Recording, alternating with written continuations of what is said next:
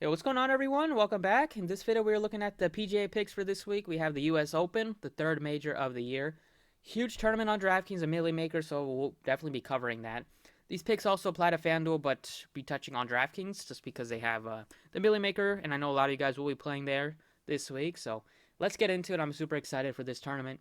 As always, appreciate if you guys hit the like button, subscribe if you haven't already. You can check out Twitter, check out the website. That info is in the description. And I'll just be giving you guys a core four that I like to fill out a lineup with. These four have great history at Torrey Pines.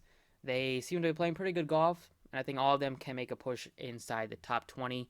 A couple of these guys should hopefully land inside the top 10, and if we're lucky, maybe one of these guys squeaks out the win this week. So the first guy I have to go with is Jon Rahm. He is the odds-on favorite this week, as he should be. There's no other golfer in this field that can match his success at Torrey Pines.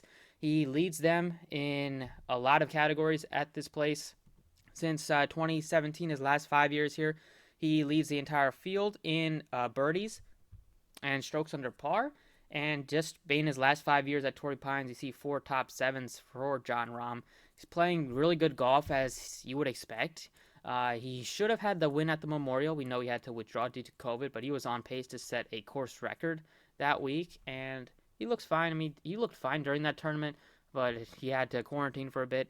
But I don't expect him to miss a beat at all. I think he'll come right back to dominating Torrey Pines. The 10-1 number is pretty short in terms of a betting market, but he probably has the best shot. I don't know if I would put a lot of money on that, but I would definitely put a lot of money on him finishing top 5 because that's basically all he does here. At least top 10. That's basically almost a lock just based on his history. Another golfer that you can go with as your most expensive guy is Bryson. He won the U.S. Open last year, but it was at a different course. He hasn't been great at Torrey Pines, but he hasn't also played here in a couple years when he's made this major transformation. He's about like 18-1 on some of these betting sites to win. He's 10-4 on DraftKings.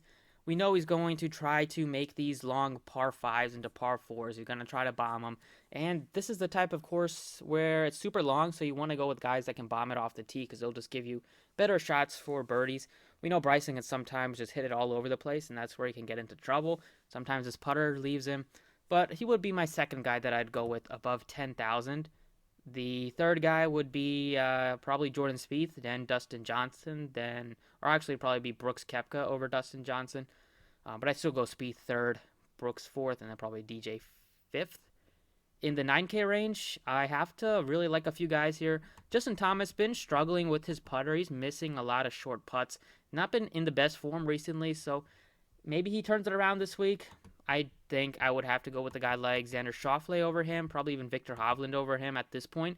Schauffele's been a top 20 machine, missing some cuts here in some of these tough events at the PGA Championship, at the Players Championship, but otherwise you're getting a lot of good events out of him. He's also done great at Torrey Pines. He has finished second in his most recent event here at Torrey Pines. Before that, he missed a couple of cuts, but he's been really good at the U.S. Open. He's finished inside the top 6 4 straight years, and we know with Xander, it's been a curse of him just finishing runner-up. He's been a runner-up many, many times. He hasn't been able to get over the hump of more than once or twice in his career. Hopefully that can change this week, but at only $9,300, you're getting a guy that is always in play for birdies, always gives you a shot at doing pretty good off the tee. He's not the guy that's going to bomb it like Bryson, but if he has some solid iron play, you'd expect him to be in contention like he usually is. So I have to go with Xander as my favorite 9K option. My second favorite would be Hovland, then Morikawa, then Cantlay. Patrick Reed in low 9K range, also in the mix here. I think he might get some more ownership because people see that he has done pretty well at Torrey Pines.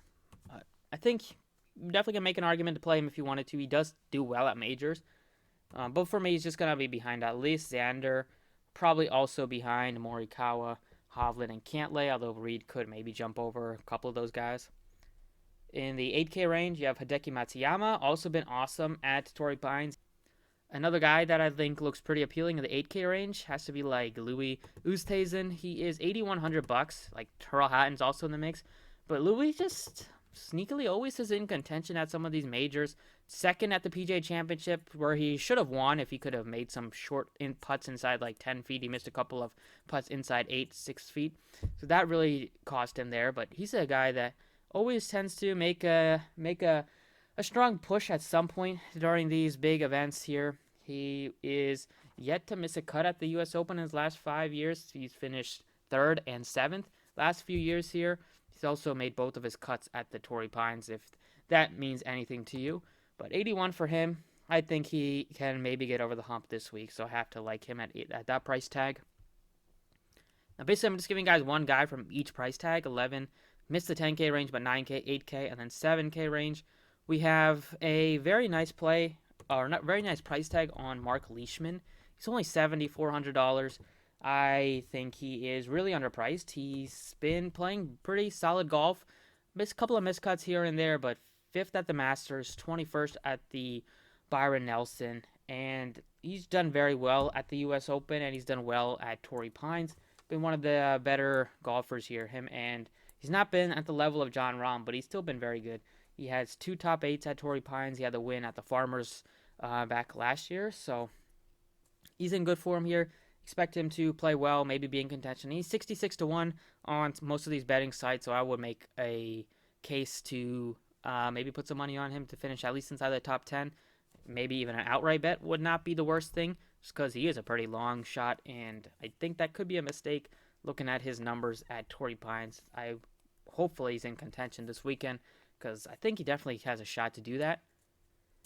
And then if I had to play anybody in the 6K range, one of my favorites would probably be looking at some of the higher options at the 6K range. The lower 6K range is pretty ugly, but if you're looking to at least give yourself a shot, I always like to play Munoz. 69, he's always a guy that I get to. But if you want it to be different, you can go with Cameron Young, who has back-to-back wins at the Korn Ferry. He's been playing great golf. Maybe he can make a name for himself at a big event like the U.S. Open. It's always tough because he doesn't have much experience here, minus a couple of rounds. And then you can maybe look to like Vegas, Fratelli. Fratelli is interesting because he's been pretty bad this year, but sometimes he can have a good game or a very good week putting, and that can make the difference for him. But not looking at too much here. Maybe the high 6K range. The low 6K range is pretty ugly, except for maybe like a Dylan Wu as a punt play. Maybe you can look to like, yeah, that's pretty ugly here. So probably Dylan Wu would be my one guy that I'd look to, but even he's not that interesting. But otherwise, I feel very good about rounding it out with Jon Rahm, Schauffele, Louis, Mark Leishman. I think they all give you a bunch of upside to finish inside the top 20 this week. And with that, about it for the video. Hopefully you guys enjoyed. Some other names to mention, maybe in the 7K range, are Ryan Palmer. He's always interesting at these big events. Matthew Wolff has done well at Torrey Pines. He hasn't played golf in so long. Only played once since February, but probably needed some time off because he was struggling big time. Maybe he's made some adjustments over the past couple of months, because you hope that he does that. Maybe you can make an argument to put some money on him as like a top 20. Maybe if you're feeling crazy, you can put some outright money on him.